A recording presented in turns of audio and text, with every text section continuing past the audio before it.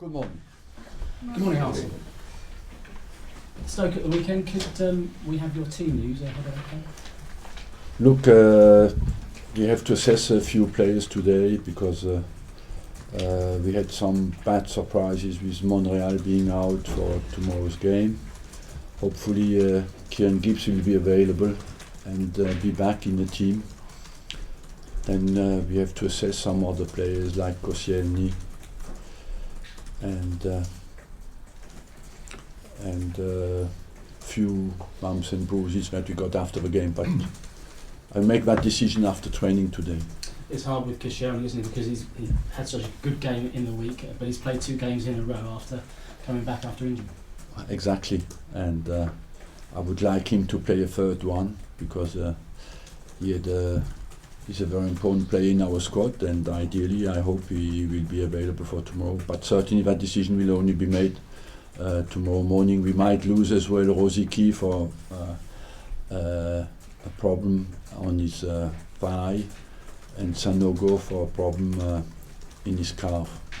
Could you give us an update on Szczesny and Debussy, because they're not far away, are they? Szczesny should be back today in full training.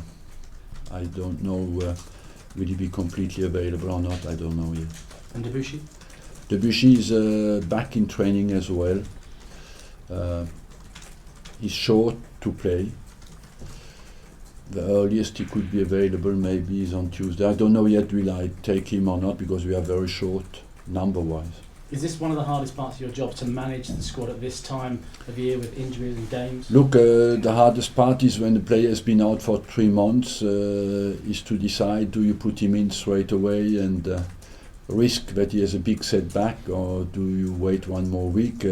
But we have the urgency of the result that is of course very big, and therefore you have to take a calculated gamble. And just finally from me, Arsenal coming into this game on the back of 3 victories and 3 clean sheets. But Stoke's a big challenge for Arsenal traditionally. It's been a tough place for Arsenal to go. The record there isn't as good as it isn't in other places. So what are you expecting at the weekend? No, we have. It's always a tough place to go, and a very committed place when you go there. But we prepare ourselves to be at the level of their commitment and dictate the way we want to play, and not forget to play our game is the most important. Arsene, do you feel you're facing a different Stoke team now under Mark Hughes than the one you've had over all those years with Tony Pulis? Yes, they have a little bit of different style, yes, but against us, it's always a very committed game anyway. Not sure if you've seen Ryan Shawcross's comments. He said Arsenal will be going into a cauldron of hate. How do you respond to that? I think that's exaggerated. I think it's a football game. It's not a hate game, you know, and you want to focus on playing football. As Richard said, it's just 1 win in 7 at the Britannia. Do you think there's a reason why it's such a bad record there? Look, I think we have 3 draws or 4 draws and 2 losses only, and not enough wins, so we have a good opportunity tomorrow to add 1. But I believe it's a tough place for everybody. You know, they don't lose many games at home, usually in the Premier League. They are a stable team in the Premier League, and they have good records, I think, against many big teams. See, Alexis Sanchez scored the winner again the other night. Have you ever seen a player during your time at Arsenal have such an amazing start to their career under you? I can't remember such a quick settlement, no. Why do you think that is? He has a huge desire, no complex, and has a fighting attitude that gets him, even when he misses something, it doesn't affect him. And I believe as well he's very mobile, very, very determined, and he has the sense to be in the right place in the box. Just a word on Martinez. Has he done enough the last few games to maybe suggest to you that he could be a number 1 here in the future? I always thought he could be a top-level goalkeeper, yes. That's why I played him as well, you know. he came close to leaving in the summer. Do you think it's the right decision now for him to stay? Look, I extended his contract. He came close to leaving, to being given out on loan. But I always think when you put such immense work to develop goalkeepers, you cannot let them go when they get to an age where they can perform. But the problem of the goalkeepers in the academies is you have 20 academies in the Premier League. In every academy you have 4 goalkeepers, and it's a place, the position in football where you have a biggest damage, between developing the player and giving them an opportunity to play at the top level. And just finally for me, there's reports this morning saying that you'll make a move for Ipswich defender Tyrone Mings. Is that a player that interests you? Not, we are not on any special case. We are on a few young players, yes, where we always follow, but he's one of the players we follow, but we are not close to sign anybody at the moment. Could I just check on Theo Walcott? Is he available? No, Walcott is still struggling with his groin inflammation. I think he has an injection today to take care of that, and hopefully can be available after that. So he could play Galatasaray, maybe? He will be it's too early Galatasaray for him. Okay. Are you surprised that Ryan Shawcross, of all people really, is hyping this game up after what happened between him and Aaron 4 years ago? In our job, it's difficult to be surprised by anything. Is there a danger though that with talk like that there could be another bad tackle in this kind of game? You want, we are in a job where you have risks, and the physical risk is part of our job. We accept that. What you want is to go into a game with everybody being 100% committed but fair.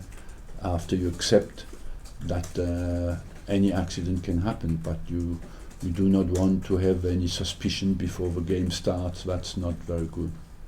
Do you feel better equipped now as a team to handle that kind of physical side of it? We can handle that, and we have a good opportunity to show it tomorrow. Can I just ask you about Abu Dhabi, where he is in his... Abu Dhabi is just on the fringe of coming back into full training, but he's not there yet. He has a calf problem. His injuries are never severe, but little grade 1, and he's not available yet. He's in the final year of his contract. Yeah. Is it a case of if he proves his fitness, you might offer him a new deal? If Diaby is fully fit, he will have a new deal at Arsenal. Arsenal, we sit here every week talking about injuries. How frustrating is it that we reach the end of another year and you haven't actually had a chance almost to put your best team out this season? It is frustrating, but it's. I believe that this year is a little bit post-World Cup trauma, and we lost too many players together at the wrong period. Having said that, we have only played 14 games, and there's 24 to go. And hopefully in the next 24 games we have everybody available. If you get the best 11 out, do you firmly believe they're a match for anyone in the Premier League? I believe so, yes. Can I just check on Monreal's injury? Is he back again? No, it's a torn ankle in the first minute of the game, because if you watch the game again, you will see that you see his ankle twisting very badly, but he was tough enough to stay on, and they had a scan last night. I haven't got the result yet. You think that's likely to be a few weeks? Could be. Does that change your mindset looking at January now, or with Debussy coming back? Is it? No, I said that on the defensive front that we'll try to bring somebody in, and that doesn't change. And Koscielny's his Achilles again, is it? Koscielny's inflammation of his Achilles. The problem when he plays, the inflammation comes back.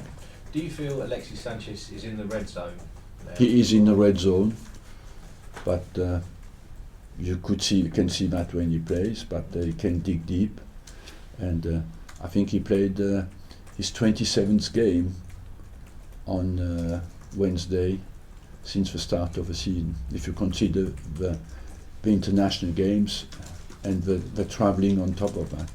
You've got to be careful managing him because the last thing you need is another big injury, isn't it? Yes, and unfortunately you never know how far you can push. We are not scientific enough today to predict that completely, but he has a great recovery potential. He recovers very quickly and is always sharp and wanting to play. Is it a bit unfair that everybody is now talking about Arsenal is just Alexis Sanchez and it's all just about what he does now? It is completely, let's say, it doesn't reflect the truth. On the goal scoring record, yes, you can say he's dominant, but in the game, of course, not. But goal scoring, he's the dominant figure, yes. Can I just ask you about the Galatasaray game and about how you approach that? You mentioned you might juggle a few players. Do you have to find a balance between going for the win and keeping the players out of the red zone next week? That will be my job on Sunday, to decide who will travel to Turkey. But offensively, I don't think I will have a problem because I have many options, you know. But defensively, it could be much more difficult. Much has been made, I don't know if you've seen it, chance to look at it yet, of this new DNA of English football and how we're all supposed to be going forward. Do you think English football is really in that bad a state it needs all of this analysis to be rewritten and talking about, you know, players have to know what it is to be an English footballer and change like that? Or No, I think good technique is the most important. so you don't think there's a major, you don't really think English football needs a major overhaul? With the way I don't think at all know what English football needs, and I think the federation has responded well by restructuring the academies and by developing grassroots football. And the most important, you know, is to get good education to people who start to play at the age of 7 years of old. And what is very important for English football is to target exactly what kind of qualities do we want to develop and at what age. That's the most important. After that, I think the attitude of the players in England is good. They love their country, they want to do well for their country. They are rather more under a lot of pressure when they play for the national team, but they want all to do well. Martin, hello, Ali from Premier League Productions. Just wanted to touch on the fact that there's obviously been 3 wins on the trot now and we're going into this really busy Christmas period. Is there a feel-good factor and perhaps an excitement about using this momentum to really build on the points? Look, 3 games is a good basis, but not enough to say there is a momentum there. We have to go to create 5, 6, 7 games to feel completely comfortable on that front. But it's a good period of a season to do it, yes.